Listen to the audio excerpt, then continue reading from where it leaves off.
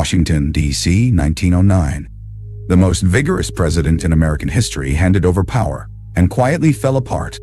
He had been a soldier, a hunter, a rancher, a police commissioner, a war hero, a Nobel Peace Prize winner, and the youngest president the United States had ever seen. He had done more before breakfast than most men did in a lifetime. And yet, the people closest to him said the same thing in different words, across different years. That beneath the noise, the shouting, the charging, the relentless movement, something that could never quite believe it had done enough. This is not a story about a man who conquered his weakness. This is a story about a man who spent his entire life running from a boy he was ashamed of, and what it costs a human being to never stop running. We tell the story of Theodore Roosevelt as a triumph, a sickly child who willed himself into strength, a weakling who became a warrior, a boy who decided one day to simply be different and was. It is a beautiful story. It is also incomplete, because the transformation Theodore Roosevelt made was not from weakness to strength. It was from one kind of suffering to another. And understanding the difference tells us something not just about him. It tells us something about what we do when we are afraid, what we build when we cannot accept what we are, and what we lose when the building never stops. He could not breathe, not as a metaphor. Literally, Theodore Roosevelt spent his childhood in a body that felt like a cage. Severe asthma, attacks that came without warning, that left him gasping on the floor of his family's Manhattan home, fighting for air that wouldn't come. He was small. He was pale. He was kept indoors while other boys played outside. And he was watched, carefully, anxiously, by a father he adored more than anyone in the world. Theodore Roosevelt Sr. was, by all accounts, a remarkable man. Generous, warm-eyed, morally serious. The kind of father a son could worship without reservation. And young Theodore did worship him, which is why what his father said stayed with him for the rest of his life. Theodore, you have the mind, but you have not the body. You must make your body. 7 words. A child heard them and understood. What I am is not enough. What I am must be remade. He was not yet 10 years old. He built a gymnasium in the house. He lifted weights. He rode. He boxed. He climbed. He pushed himself past the point where the asthma said stop, and then kept going. By the time he reached Harvard, the transformation was visible. The pale, gasping boy had become something else. Broad-shouldered, loud, relentless, impossible to ignore. But here's what historians observe about this period. The physical rebuilding was never only about the body. It was about proof. Every muscle he added was an argument he was making, to his father, to the world, and most urgently to himself. I am not that boy. I am not weak. I am not insufficient. The hunger beneath the ambition was not for achievement. It was for relief. The relief of finally believing, once and for all, that he was enough. February 14th, 1884. In a single day, Theodore Roosevelt lost his mother and his wife. His mother died of typhoid fever. His wife, Alice, died of kidney failure 2 days after giving birth to their first child, a daughter she would never know. Roosevelt wrote a large X in his diary that night. Below it, 4 words: "Daylight has gone out of my life." He never spoke of Alice again. Not to friends, not to family, not publicly, not privately. He erased her, not from history, but from his own mouth. Her name did not appear in his autobiography.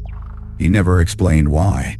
What we can observe is this: the man who had spent years building armor against weakness was handed a grief so enormous it threatened to break through everything he had constructed. His response was the only response he knew. He ran. He left his infant daughter with his sister. He went west to the Badlands of North Dakota. He became a rancher. He roped cattle. He chased outlaws. He drove himself so hard that the cowboys around him, men who had spent their lives in that landscape, watched with something between admiration and unease. He was not resting. He was outrunning something. He came back from the Badlands changed, or so it appeared. The grief had been outpaced. The body had been hardened further. The philosophy had been forged into something he would carry for the rest of his life. The strenuous life. Do not flinch. Do not rest. Do not complain. It became his public identity, his personal religion, the answer he offered to every question about how to live. And it worked spectacularly. New York Police Commissioner, Assistant Secretary of the Navy, Lieutenant Colonel of the Rough Riders, charging up San Juan Hill in Cuba under actual enemy fire, Governor of New York, Vice President. Then, after the assassination of William McKinley in 1901, President of the United States. He was 42 years old. He had done what the sickly boy in the Manhattan townhouse could not have imagined. But there is a question worth sitting with. What had he done it for? From the outside, the Roosevelt White House was extraordinary. He broke up monopolies. He created the national park system. He negotiated peace between Russia and Japan and received the Nobel Prize for it. He was, as one journalist wrote at the time, the most interesting man in America. His daughter, Alice Roosevelt Longworth, watched him with clear eyes. She said her father wanted to be the center of everything. The bride at every wedding, the corpse at every funeral. She said it with affection and with accuracy. But here is the strange thing. Roosevelt got everything. The body, the fame, the presidency, the Nobel Prize, the respect of nations. Yet historians kept finding the same pattern in his private letters, the ones written late at night, away from cameras and crowds. He wrote like a man who still hadn't arrived, as if the next achievement was always the real one, the one that would finally settle something, which raises a question that changes the entire story. What if Roosevelt was never afraid of being weak? What if he was afraid of something much older than that? Think about the child again. A boy gasping for air on the floor. A father standing over him, worried, watching, present in a way he might not have been otherwise. The illness brought the father close. The father's love was warm and real, but it arrived through the window of concern, through the child's need, through the child's fragility. And then the father said, "You must make your body AD." The boy heard this as instruction. We cannot know what else he heard. But his life often unfolded as though he had heard something more, something underneath the words, something the father may not have intended, and the boy may not have been able to name. Tito, keep him close. I must become someone worth staying for. And again, perhaps Roosevelt was never trying to become strong. Perhaps he was trying to become impossible to abandon.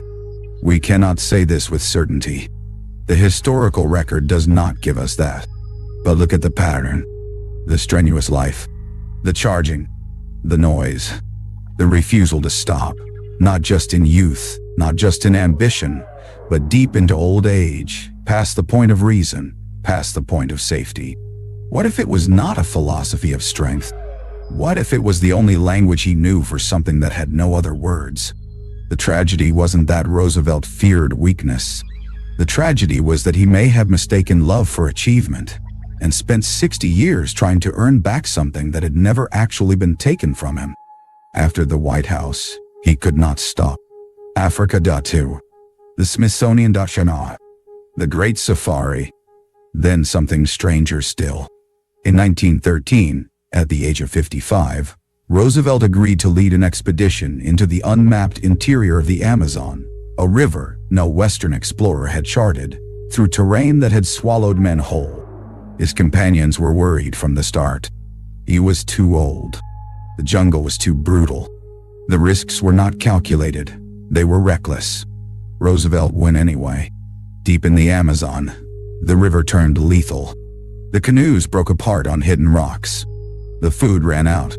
Insects, fever, and men were lost to the current and to the dark.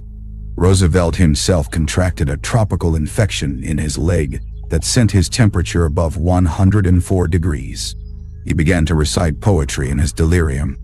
And then, in a moment his companions never forgot, he called them to him and told them to leave him behind. He said he was slowing them down, that they would all die if they stayed, that they should go on without him. They refused. But consider what had just happened. The man who had built an entire life around never being left, around being too strong, too useful, too essential to abandon, had asked in his weakest moment to be left behind.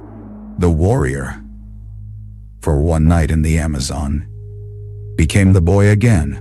Not the boy on the gymnasium floor, pushing past his limits. The boy on the Manhattan floor, fighting for air. Helpless, small, dependent on someone else's decision to stay. They stayed. He survived. He emerged from the Amazon 50 pounds lighter, with a leg that would never fully heal. He called it the most important experience of his life. He never explained why. When the First World War broke out, he begged Woodrow Wilson to let him raise a volunteer division and lead it into battle. Wilson refused. His youngest son, Quentin, went instead. Quentin was killed in aerial combat over France in 1918. Roosevelt received the news at Sagamore Hill. He went very still. Friends who visited said the energy, the volcanic, impossible energy, was simply gone. He died 7 months later, in January 1919, in his sleep. The doctors said a blood clot. His friend Henry Cabot Lodge said something closer to the truth. He said Roosevelt had lost the will to live. The boy who spent 60 years making himself impossible to abandon had watched his son go in his place, and could not outrun what that meant. Theodore Roosevelt made himself into one of the most remarkable human beings who ever occupied public life. That is true. And it is also true that the engine driving all of it was something he could never quite silence. No achievement ever seemed large enough. He asked it with his body, with his politics, with his wars, with his expeditions into places no sane man would go. The world kept answering, and something in him kept asking again, because the asking was never really for the world. It was for a father who had been dead since 1878. It was for a wife he could not bring himself to name. It was for the boy on the floor, fighting for air, who believed that if he just became strong enough, impressive enough, essential enough, no one would ever leave. And this is where his story stops being about him. Because most of us will not charge up hills or chart Amazonian rivers or reshape nations. But most of us know what it is to perform for someone who is no longer watching. To keep proving something to a person or a moment or a version of ourselves that we can never quite reach. Theodore Roosevelt proved it louder than almost any human being in history. And still, the question followed him. All the way to a porch at Sagamore Hill. All the way to the end. There is a photograph of Roosevelt taken near the end of his life. He is sitting alone on the porch at Sagamore Hill. No crowds, no rifles, no causes. Just a man in a chair in the afternoon light. He looks tired. He looks for perhaps the first time like someone who has stopped. Whether that stillness finally brought him something, rest or peace or just silence, we cannot know. But the image stays with you, because it asks something of the person looking at it. Not about Roosevelt, about you. What are you running from? And what would happen? Not to your reputation, not to your ambitions, not to your image, but to you.